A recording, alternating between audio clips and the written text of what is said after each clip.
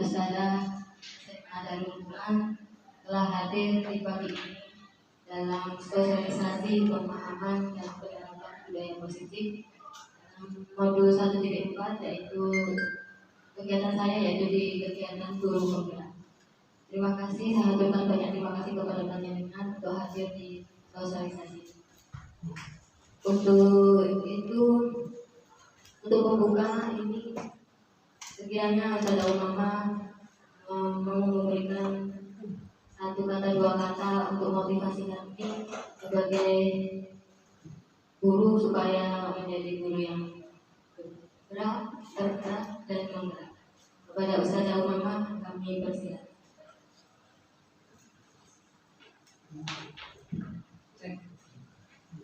Bismillahirrahmanirrahim.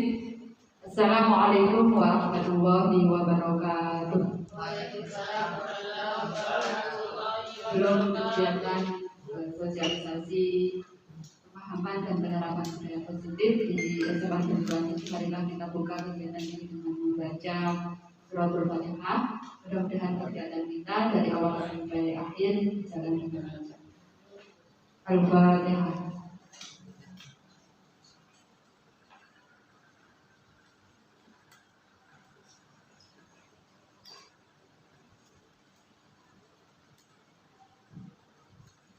Kedua kepada Ustadzah, langsung saja sebagaimana undangan yang sudah kami sampaikan di grup kedinasan, saya meneruskan dari Sensei yang mana beliau ini di tahun pelajaran 2024 ini beliau alhamdulillah diterima di pendidikan guru penggerak yang dilaksanakan oleh BPGP dari Jawa Timur.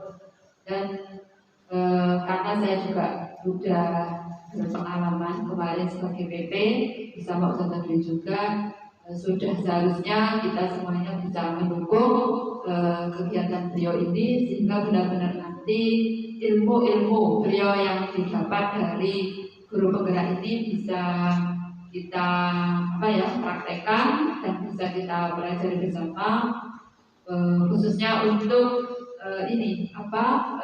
kegiatan-kegiatan yang terkait dengan pembelajaran seperti itu.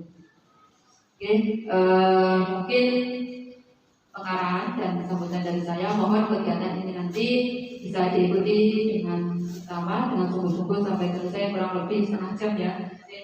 Karena memang kita sama-sama kita tidak mengganggu kegiatan KBM. Jadi saya mohon kepada Sensei selaku narasumber kegiatan pagi hari ini bisa dimaksimalkan dengan sebaik mungkin, dan harapannya benar-benar nanti ada produk ya, semacam apa sih yang akan dilakukan oleh guru, dan guru benar-benar memahami bagaimana atau cara menerapkan budaya positif yang ada di sekolah kita. Mungkin nanti kita awali dari kelas ya, seperti bagaimana menciptakan kelas itu kondusif, nyaman ya. Jadi tidak ada lagi anak-anak yang males, anak-anak yang bolos ya. Jadi semua anak-anak itu happy mengikuti kegiatan pembelajaran dari jam KBM pertama sampai jam KBM terakhir. Karena memang penerapan budaya positif ini harapannya berpihak kepada siswa ya. Jadi seluruh kegiatan itu kita fokuskan kepada anak, seperti itu. Mungkin itu saja pengarahan dari kami, dan sekali lagi saya mengucapkan terima kasih kepada panjenengan semuanya, dan harapannya semoga kegiatan ini bisa berdampak positif dan bermanfaat.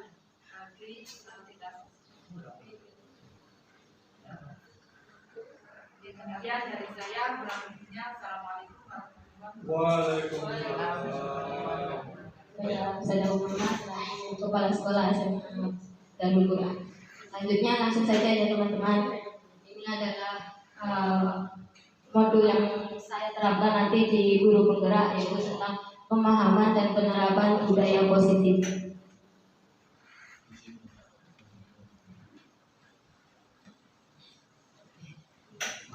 Ini adalah pasien saya, yaitu Bu Neneng. Beliau berasal dari SMK Magetan. Adalah pasien yang paling keren kalau saya. Beliau berasal dari Bandung. Kemudian Pak Anjar yang mungkin kemarin sudah sering kesini, datang ke sini, panjenengan juga sudah tahu beliau bekerja di SMK 1 di Kota Mojokerto. Dan saya sendiri sebagai CGP Angkatan 11.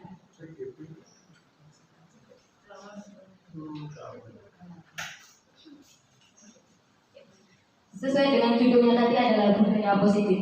Di sini adalah budaya positif yang ada di sekolah kita ini adalah budaya positif adalah perwujudan dari nilai-nilai atau keyakinan universal di sekolah.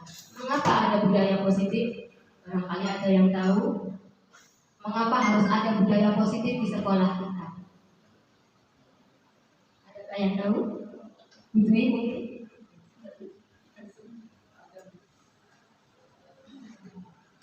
Ya, memang di sekolah kita berikan budaya positif terbentuk karakter yang diarahkan sesuai dengan profil pelajaran Pancasila. Budaya positif ini perlu ditumbuhkan dan dibiasakan supaya menjadi ciri khas budaya positif. Terima kasih Budi, betul sekali. Budaya positif ini harus ada di sekolah karena kalau tidak ada, bagaimana kita bisa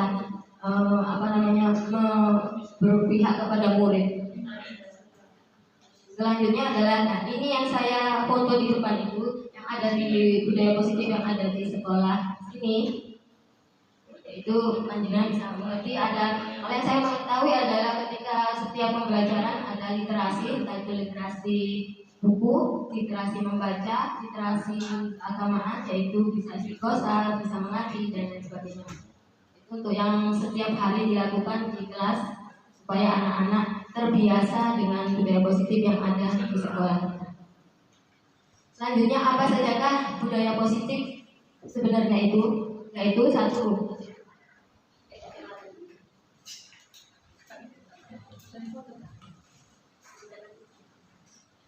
konsep inti dari budaya positif yaitu satu, perubahan paradigma belajar. Ada disiplin positif. Nah ini yang disiplin positif ini yang sangat penting untuk kita jalani bersama di sekolah ini. Kemudian ada nilai-nilai kebajikan. Nilai-nilai kebajikan ini juga sangat penting juga yang ada di sekolah. Kemudian kebutuhan dasar manusia. Kemudian motivasi perilaku manusia. Dan ada posisi kontrol guru. Nah ini sangat penting juga untuk kita semua sebagai guru. Ada posisi kontrol guru. Kita nanti sebagai apakah untuk menghadapi anak-anak ini? Kemudian ada keyakinan kelas. Nah, keyakinan kelas ini sudah saya lakukan jadi di kelas 10B. Mohon izin kepada wali kelasnya 10B. Kemarin saya membuat keyakinan kelas bersama anak-anak. Saya kenal kelas 10B. Kemudian segitiga restitusi. Nah, ini pun juga tidak kalah pentingnya ketika kita menyelesaikan masalah anak-anak itu harus dengan apa? Saya yakin panjenengan semua mengerti bagaimana cara menangani anak. Cuman ketika kita menggunakan restitusi itu nanti panjenengan akan tahu, oh begini ternyata harus menyelesaikan masalah anak-anak. Selanjutnya, pembelajaran dengan paradigma baru. Ini adalah pembelajaran dengan paradigma baru merupakan pembelajaran yang dirancang berdasarkan prinsip pembelajaran berdiferensiasi sehingga murid belajar sesuai kebutuhannya berdasarkan tahap perkembangan sesuai teori psikologi modern untuk mewujudkan profil pelajaran Pancasila. Bluetooth mode. Jadi pembelajaran paradigma ini harus yang berdiferensiasi sesuai dengan profil pelajar Pancasila. Pasti panjenengan sudah sekarang ini sudah melaksanakan pembelajaran yang berdiferensiasi. Dan pasti semuanya sudah mengetahui ya apa itu pembelajaran berdiferensiasi. Selanjutnya adalah miskonsepsi tentang teori kontrol. Tadi ada yang teori baru. Nah, teori kontrol ini adalah ilusi mengontrol murid. Kemudian ada ilusi bahwa kritik dan membuat rasa bersalah mampu menguatkan karakter. Kemudian ada ilusi bahwa orang dewasa berhak memaksa. Nah, kita nanti yang mana? Ilusi bahwa semua penguatan itu positif dan bermanfaat. Kemudian selanjutnya adalah disiplin positif. Nah, di sini ada disiplin positif. Apakah itu disiplin positif? Disiplin ini berasal dari kata disiplina yang artinya belajar. Disiplin mengacu pada disiplin diri yang memiliki tanggung jawab terhadap apa yang dilakukan berdasarkan nilai-nilai yang diyakini. Kemudian disiplin positif ini merupakan salah satu cara penerapan disiplin yang bertujuan untuk menumbuhkan kesadaran serta memperdayakan peserta didik tanpa imbalan, penghargaan atau reward atau ancaman dan hukuman. Jadi kita sebenarnya jadi guru itu tidak sering-sering memberi reward kepada siswa, karena nanti kalau sering-sering nanti dia tidak akan termotivasi lagi. Kalau sering kasih reward ini, reward itu, kamu kalau mengerjakan ini tak kasih ini. Nah, dia nanti terbiasa dengan itu sehingga tidak akan membentuk karakter yang bagaimana siswa tersebut. Kemudian ancaman dan hukuman, dan itu pun juga kita tidak boleh melakukan hal seperti itu kepada murid, mengancam atau menghukum. Nanti ada di slide berikutnya tentang bagaimana posisi kita sebagai guru untuk mengontrol siswa. Nah, ini adalah sebagai pendidik, tujuan kita adalah menciptakan peserta didik yang memiliki disiplin diri sehingga mereka berperilaku mengacu kepada nilai-nilai kebajikan universal dan memiliki motivasi intrinsik dalam perubahan perilaku ke arah yang lebih baik. Jadi menurut saya dan teman-teman mungkin ini berbeda, sebab guru yang zaman dulu dengan guru yang sekarang itu berbeda.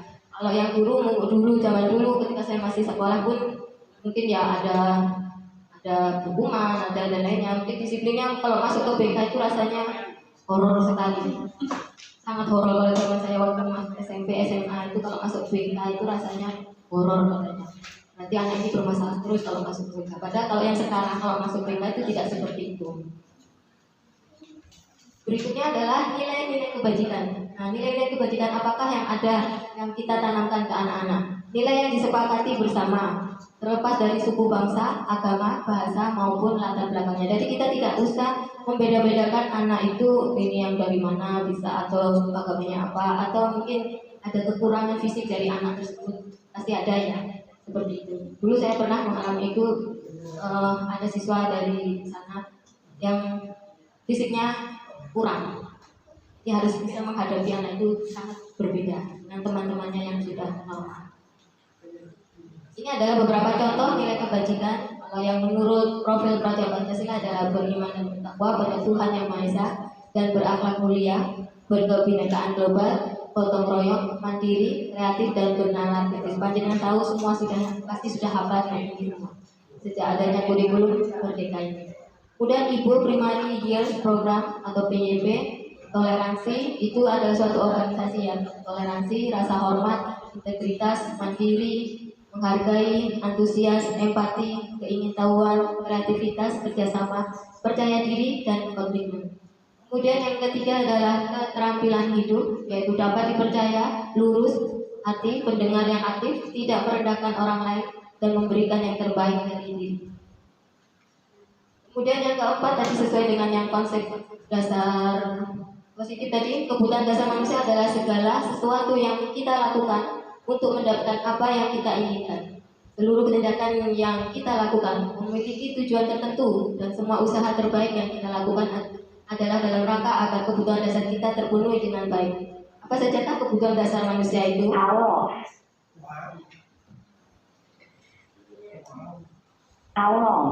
Bluetooth mode. Barangkali ada yang tahu kebutuhan dasar manusia itu sebenarnya apa sih? Contoh satu saja, Ibu Isti, kebutuhan dasar manusia yang dibutuhkan dasar manusia itu apa? Makan, betul.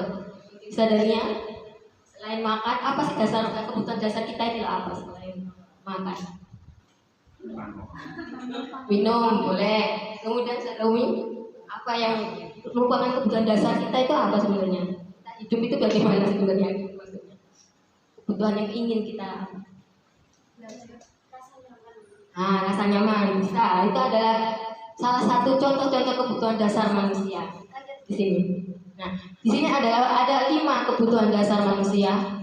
Nah, yang tadi mungkin ada makanan tadi yang disebutkan, terus ada istri. Ada bertahan hidup, itu namanya bertahan hidup. Makanan, pakaian, tempat tinggal, keamanan dan kesehatan itu adalah merupakan bertahannya hidup kita. Kemudian ada kasih sayang dan rasa diterima. Nah, itu adalah apa yang rasa kasih sayang itu? Rasa diterima, dipedulikan, berbagi, kerjasama, menjadi bagian dari kelompok itu adalah kasih sayang atau rasa yang diterima. Misalkan saya masuk di kelompok A gitu, terus tetapi kelompok A itu tidak memperdulikan saya, berarti saya tidak mendapatkan kasih sayang dan tidak ada rasa diterima di kelompok tersebut karena mungkin kekurangan yang saya miliki. Selanjutnya ada penguasaan. Nah, bagaimana penguasaan ini? Yaitu ada harga diri, keinginan untuk dianggap, memimpin, berprestasi, diakui, dan didengar. Kemudian ada kebebasan. Nah, kebebasan ini yang seperti apa? Yang mandiri, memiliki pilihan, mencoba hal baru, mampu mengendalikan diri. Itu macam-macam yang untuk kebebasan dari dasar manusia dan kebutuhan dasar manusia. Nah, kesenangan ini pasti semuanya ingin menjadi yang kesenangan ini, bermain, humor, antusiasme, tertawa dan lain-lain sebagainya. Jadi rasa kesenangan itu bisa diungkapkan berbagai macam cara ya. Bisa dengan bermain, bisa dengan bertawa dengan teman-temannya, dan dengan kelompoknya. Nah, selanjutnya apa saja sih motivasi perilaku manusia tadi? Satu, yang itu untuk menghindari ketidaknyamanan atau hukuman. Itu merupakan motivasi intrinsik. Ada juga untuk mendapat imbalan atau penghargaan dari orang lain. Nah, apakah kita sebagai guru pun juga ingin mendapatkan imbalan dari pemimpin kita? Ya, ada yang jawab ya. Kalau yang lainnya apakah juga sama untuk mendapatkan imbalan ketika kita mengajar ingin dihargai oleh pemimpin kita? Ya, motivasi intrinsik di sini juga ada untuk menjadi orang yang mereka inginkan dan menghargai diri sendiri dengan nilai-nilai yang mereka percaya. Nah, selanjutnya di sini ada hukuman, konsekuensi, dan restitusi. Di situ banyak macam hukuman. Sebenarnya kalau siswa itu mungkin sekarang tidak bisa untuk menghukum, kemudian konsekuensinya bagaimana kepada siswa, kemudian restitusinya bagaimana, proses menciptakan kondisi bagi murid untuk memperbaiki kesalahan itu nanti yang kita laksanakan selama ini mungkin pernah panjenengan lakukan, tetapi ternyata itu masuk ke restitusi itu tadi. Nah, selanjutnya inilah yang terpenting untuk kita. 5 posisi kontrol guru atau orang tua. Apakah kita sebagai penghukum? Apakah kita sebagai pembuat rasa bersalah ke siswa tersebut? Ataukah kita sebagai teman? Ataukah kita sebagai pemantau? Ataukah kita sebagai manajer? Manakah posisi kita yang sebenarnya untuk siswa? Terus sekarang mungkin tidak boleh ya penghukum. Membuat rasa bersalah pun juga sepertinya menjas. Ini salah, ini salah. Nggak boleh sebenarnya seperti itu. Kemudian juga sebagai teman, mungkin sama ini mungkin bisa menjadi teman, juga bisa menjadi pemantau, juga bisa sebagai manajer. Nah, seperti apakah penghukum, pembuat rasa bersalah, teman, pemantau, dan manajer? Ini adalah contoh salah satu 5 posisi kontrol guru. Semuanya ada banyak kasus sebenarnya ya kalau di sekolah itu.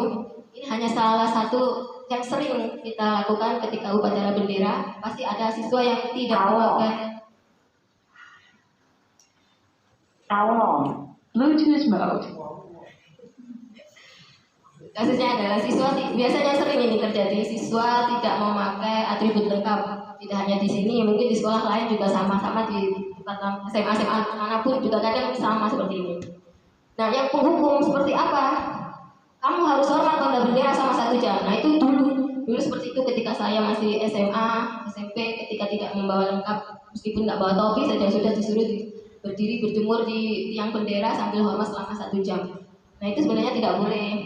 Kalau menurut budaya positif dan sesuai dengan yang sekarang ini, itu tidak boleh katanya. Itu namanya adalah penghukum. Kemudian membuat merasa bersalah. Contohnya bagaimana? Aku tuh sudah berapa kali sih sudah ibu bilang, aku selalu saja mengecewakan ibu. Nah, itu kan jadi si murid itu merasa bersalah seperti ini. Kenapa sih saya selalu disalahkan sama ibu A, sama ibu B, sama bapak A, sama bapak B? Kenapa saya seperti ini? Nah, itu sebenarnya tidak boleh ke siswa ya. Kasihan, jadi sehingga anak itu akan cenderung trauma dan sampai akhir hayat juga. Alam sadarnya pasti di situ terus. Kemudian sebagai teman bagaimana? Nah, kata-kata kita kalau sebagai teman bagaimana? Ayo dong kita ikuti aturan sekolah supaya kalian bisa mengerti aturan sekolah yang ada di sekolah ini bagaimana. Atau juga tolong bantu ibu sama bapak ya, sekali ini saja. Atau juga bisa, ya sudah tidak apa-apa, kali jangan sampai buat ini lagi. Itu sebenarnya juga bisa sebagai teman. Itu akan membantu motivasi siswa itu akan sedikit meningkat ya. Nah, kemudian sebagai pemantau, bagaimana guru kalau sebagai pemantau itu? kamu sudah melanggar peraturan sekolah. Kamu tahu tidak konsekuensinya apa? Kan setiap upacara bendera itu pasti ada tata tertibnya kan, harus bagaimana. Nah, setelah upacara ini kamu harus beli atribut ya di koperasi, atau jangan diulang lagi minggu depan harus bisa lengkap lagi. Nah, itu adalah sebagai pemantau. Jadi ucapan yang kita ucapkan ke siswa itu harus yang benar-benar yang produktif, terus yang positif, sehingga anak itu tidak merasa menjadi anak yang negatif. Nah, inilah yang paling penting sebenarnya sebagai manajer. Guru itu sekarang ini harus menjadi seorang manajer. Apakah kamu tahu kesalahanmu? Kira-kira bagaimana kamu memperbaiki kesalahanmu? Nah, kita tanya anak itu, kita tanya dulu, kita gali dulu, baru kita menerapkan nanti segitiga restitusinya bagaimana. Ini hanya salah satu contoh bagaimana posisi kita. Selama ini posisi panjenengan sebagai apa? Apakah penghukum? Apakah sebagai teman? Apakah sebagai pemantau? Apakah merasa sebagai yang tadi merasa bersalah? Atau sebagai manajer? Saya setelah mengikuti ini baru mengetahui ini posisi kontrol guru. Mungkin selama ini saya mengajar itu ya itu kadang menghukum siswa, kadang marah ke siswa. Itu sebenarnya kan tidak baik, tidak berpihak kepada murid. Nah, setelah saya mempelajari ini dan mengikuti kegiatan ini, saya mengerti, begini ya jadi guru itu sebenarnya. Jadi kita ini yang memberi hal-hal positif ke siswa, jangan sampai memberikan hal-hal yang negatif ke siswa. Intinya adalah berpihak kepada murid. Itu. Ini ada contoh bagaimanakah ini. Saya kecewa sekali dengan kamu. Nah, ini termasuk posisi apa? Panjenengan semua. Merasa bersalah, betul kata Budi. Saya kecewa sekali dengan kamu. Berarti siswa itu kan jadi gini, saya salah. Ini berarti kita adalah sebagai posisi kita sebagai merasa bersalah. Kemudian kalau ini, apa rencana untuk menyelesaikan masalah ini? Betul, sebagai manajer yaitu kita mencari gali tahu, kamu kenapa seperti ini. Jadi apa rencana untuk menyelesaikan masalah ini? Tuh, sebagai manajer. Berikutnya, ayolah lakukan demi bapak atau ibu ya. Ini posisi apakah kita? Sebagai posisi apakah? Teman. Ayolah lakukan demi bapak ibu. Ya kayak kita ke teman juga. Ayolah berdui, bantu aku ya. Nah, seperti itu kita juga sama teman seperti itu. Jadi seperti teman. Terima kasih teman-teman. Nah, sekarang keyakinan kelas. Itu tadi kita sudah membahas tentang posisi kontrol guru. Jadi panjenengan semua ini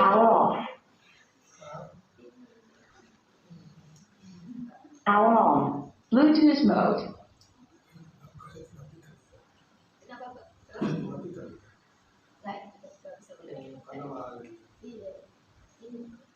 Baik, keyakinan kelas. Ini keyakinan kelas ini dulu itu namanya adalah tata tertib yang ada di kelas. Mengapa keyakinan kelas? Mengapa bukan peraturan saja? Barangkali ada yang bisa menjawab. Kenapa harus keyakinan kelas? Mengapa bukan peraturan saja? Dua sisi. Sisi bagaimana? Ya, kalau peraturan kan biasanya dari pemerintahan. Kalau keyakinan kelas kan dari siswa-siswa, jadi kemudian juga ada komitmen dari kedua belah. Oke, betul sekali kepada Ustaz dan Umi. Betul sekali, itu keyakinan kelas ini adalah kesepakatan bersama antara sebenarnya harus wali kelas ya, ini keyakinan kelas. Wali kelas atau guru juga bisa. Kalau peraturan itu biasanya dilakukan di lingkungan kerja kita ini bersama teman-teman dan pemimpin.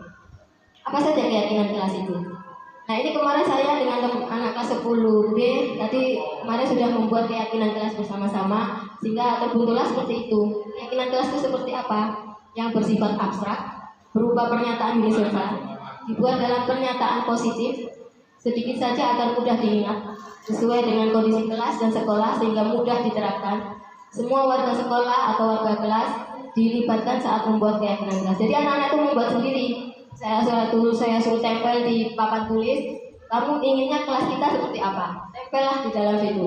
Nah, nanti yang sama-sama kita jadikan satu di keputusan bersama itu. Jangan banyak-banyak. Kalau banyak-banyak nanti nggak diingat sama anak-anak. Cukup 5 atau paling banyak 7. Itu untuk membuat keyakinan kelas. Jadi jangan yang universal, yang bahasa-bahasanya pun juga yang universal. Kemudian yang terakhir ini ada segitiga restitusi. Apakah segitiga restitusi ini? Suatu proses dialog yang dijalankan oleh guru agar dapat menghasilkan murid yang mandiri dan bertanggung jawab.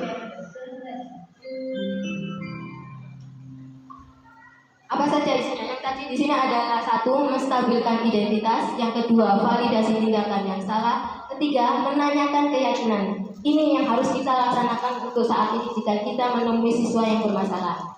Menstabilkan identitas berdasarkan prinsip membuat kesalahan adalah proses pembelajaran. Jadi kita tanya dulu, berbuat salah, kita ini memberikan respon dulu. Berbuat salah itu wajar. Tidak ada manusia yang sempurna. Ibu atau bapak juga pernah melakukan itu. Jadi membuat hal-hal yang positif ya kan. Ibu atau bapak tidak mau mencari siapa yang salah, tapi ibu bapak ingin mencari solusi dari permasalahan ini. Kamu berhak merasa begitu. Nah ini namanya menstabilkan identitas. Kita cari dulu, tanya dulu ke anaknya, tak apa-apa kok salah itu, saya pernah melakukan seperti itu. Nah itu seperti itu. Kemudian validasi tindakan yang salah. Bagaimanakah ini? Berdasarkan prinsip setiap perilaku berupaya memenuhi suatu kebutuhan tertentu. Contohnya seperti ini, kamu pasti punya alasan mengapa melakukan hal itu. Padahal kamu bisa melakukan yang lebih buruk dari ini ya. Kamu patut bangga karena telah melindungi sesuatu yang penting buatmu. Atau juga kamu melakukannya karena mempertahankan sesuatu yang penting buatmu. Jadi kalau ada anak-anak yang bermasalah, kita tanya baik-baik saja, tidak yang langsung ngejudge, oh kamu salah, jangan seperti itu. Jadi harus ada segitiga restitusi tadi. Kemudian yang ketiga adalah menanyakan keyakinan.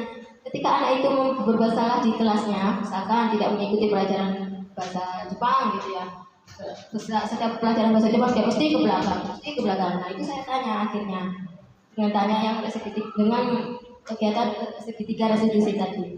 Kemudian yang terakhir saya menanyakan keyakinannya. Apa keyakinan kelas kita? Kamu tahu nggak apa keyakinan kelas kita?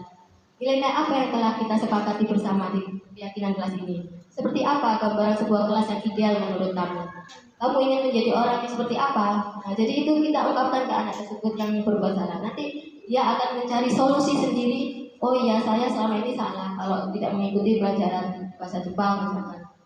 Kenapa? Ya mungkin malas bisa, mungkin tidak berminat bisa. Banyak jawaban anak-anak itu. Jadi kita tetap ini aja. Power off.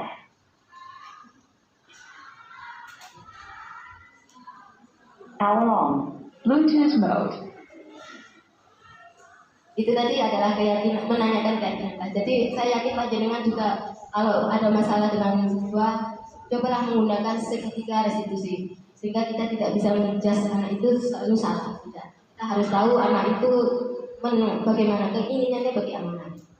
Baik, dari semua rangkaian yang budaya positif ini, kemudian saya rangkum menjadi bentuk ini sesuai dengan standar nasional pendidikan. Dalam penerapan program disiplin positif, hendaknya guru memiliki standar kepribadian, profesional dan sosial yang baik, di mana guru mampu merefleksi dirinya dalam posisi kontrol saat ini. Bagaimana perjalanan dirinya sebagai among atau manajer tadi ya, yang menuntun murid-muridnya menjadi insan yang mandiri, merdeka, dan bertanggung jawab. Intinya, jadilah guru yang profesional, yang berpikir baik di depan murid, dan berpihak kepada murid. Jangan selalu menjudge murid itu salah. Dan buatlah pembelajaran yang kreatif, inovatif, dan apalagi produktif, sehingga anak itu tidak merasa bosan di kelas. Bagaimana caranya? Yaitu dengan pembelajaran berdiferensiasi. Baik teman-teman, terima kasih banyak. Itu tadi yang bisa saya sampaikan tentang budaya positif. Budaya positif ini setidaknya harus dilaksanakan setiap tahun atau dirubah ya Bu Saudara Muhammad. Yang kemarin mungkin tidak cocok, dirubah menjadi yang lebih baik. Itu kata Pak Ibu Fasil saya. Jadi budaya positif yang sudah ada di sekolah itu tetap dilaksanakan. Jika ada perubahan tetap dirubah dengan yang mungkin yang lebih baik. Gitu. Terima kasih kepada teman-teman semuanya. Terima kasih atas reportnya. Assalamualaikum warahmatullahi wabarakatuh. Itu tentang saya saya selaku kepala sekolah alhamdulillah kemarin telah terlaksana kegiatan pendampingan kegiatan terkait penerapan budaya positif dari guru kita yaitu saudari Dina yang sudah menyampaikan paparan dan materi terkait penerapan budaya positif yang bisa kita laksanakan atau bisa kita implementasikan di lembaga sekolah. menurut saya apa yang disampaikan beliau ini sangat bagus dan sangat luar biasa sekali, bahkan saya sangat mendukung sehingga semua guru itu bisa ini mengambil ini dampak positifnya dan bisa diterapkan di kelasnya masing-masing. Jadi harapannya kegiatan ini bisa terus berlanjut dan ada ini ya, semacam follow up lah, tindak lanjut dari kegiatan ini. Saya minta nanti tetap Bu Dina ini bisa mengawal kegiatan penerapan budaya positif ini yang meliputi terkait keyakinan kelas, kesepakatan belajar, ataupun segitiga restitusi ini bisa diterapkan mungkin di awal ini sebaiknya di wali kelas dulu, yang mana wali kelas ini sebagai mitra dari sekolah untuk menangani semua permasalahan-permasalahan baik yang terjadi di keseharian terkait pembelajaran ataupun terkait hal-hal yang lain. Jadi refleksi dari saya sangat baik sekali dan terus minta di monitoring dari Bu Dina ini sehingga benar-benar budaya positif yang ada di lembaga Darul ini bisa terlaksana dan terwujud dengan baik. Mungkin itu saja dari saya, kurang lebihnya saya mohon maaf. Assalamualaikum warahmatullahi wabarakatuh. Assalamualaikum warahmatullahi wabarakatuh. Alhamdulillah tadi untuk penyampaian materi tentang budaya positif, keyakinan kelas, dan segitiga restitusi sudah disampaikan dengan baik dan bagus. Dan budaya positif ternyata sangat diperlukan untuk membentuk karakter siswa.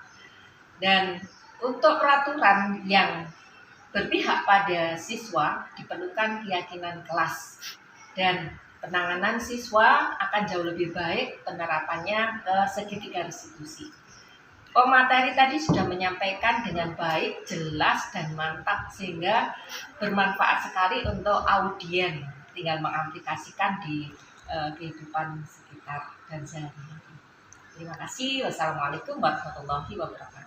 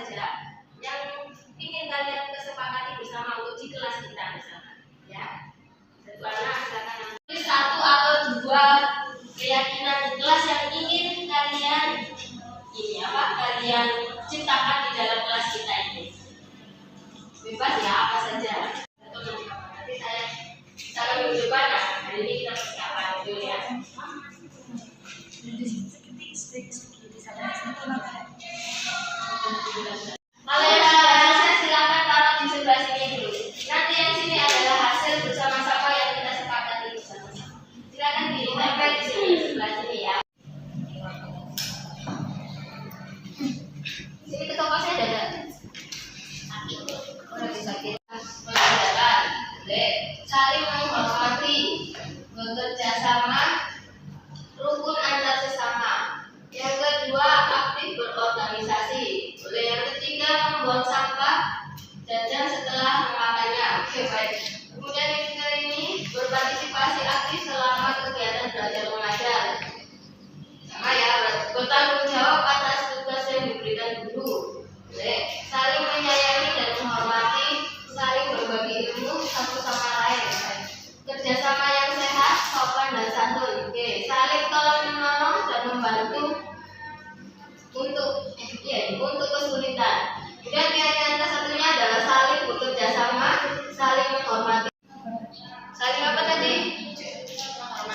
saling menghormati. Saling menghormati.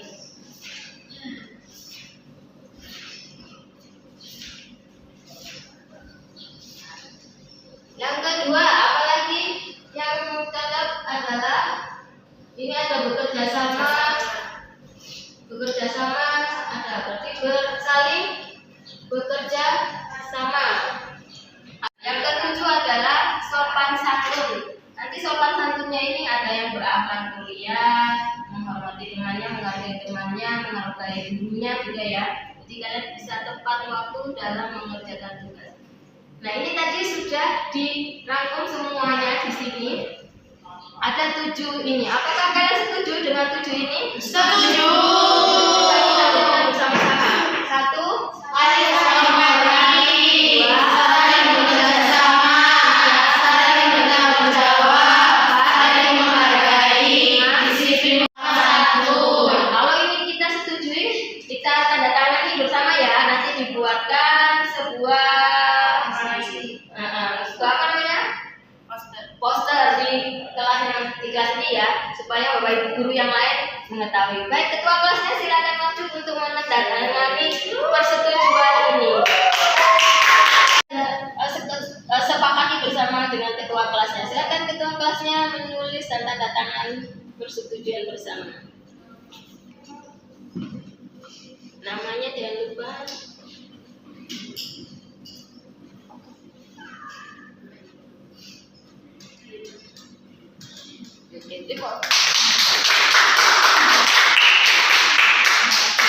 Ini adalah kesepakatan kelas kita atau keyakinan kelas kita.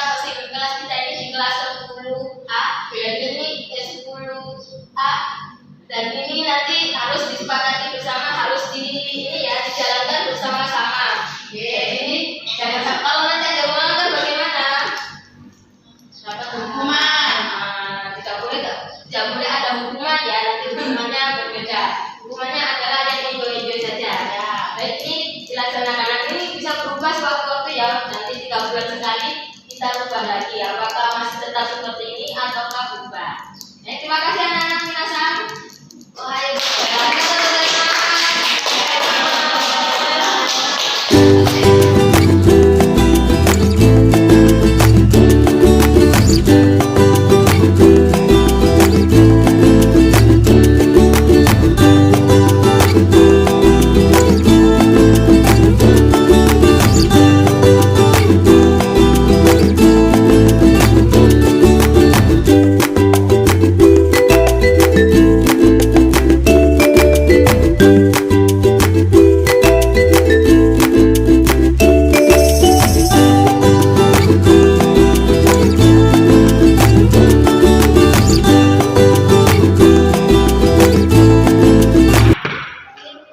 Waalaikumsalam. Silakan masuk Ria. Budina manggil saya. Iya, dengan dulu ya. Ada apa, Bu? Ini Ria, tadi pagi saya mendengar laporan dari Bu Ina kalau Ria ini tidak datang di pembelajaran bahasa Indonesia dan tidak mengerjakan tugas. Kenapa Ria? Karena saya lupa ngerjain PR, Bu. Oh, kenapa? Ada sebabnya? Ada. Apa alasannya Ria tidak mengerjakan tugas? Malas. Oh, kenapa kok bisa malas? Karena main HP terus sampai malam. Perbuatan Ria ini baik apa tidak? Tidak. Seharusnya Ria harus bagaimana? Apakah tidurnya harus malam terus? Harus sampai jam 9 saja. Jam 9 saja ya. Berarti Ria tahu tidak keyakinan kelas yang ada di dalam kelas kita ini? Ya.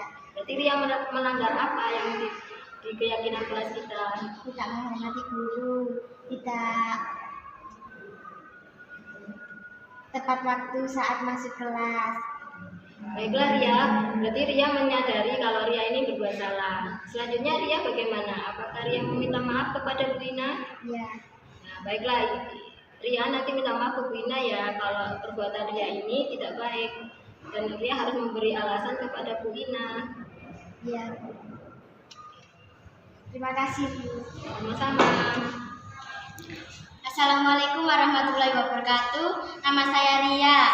saya telah berbuat kesalahan. Setelah mengobrol dengan Ibu Dina, saya dikasih pencerahan kalau saya harus lebih tepat waktu dan menghormati gurunya pada saat di kelas. Terima kasih. Wassalamualaikum warahmatullahi wabarakatuh.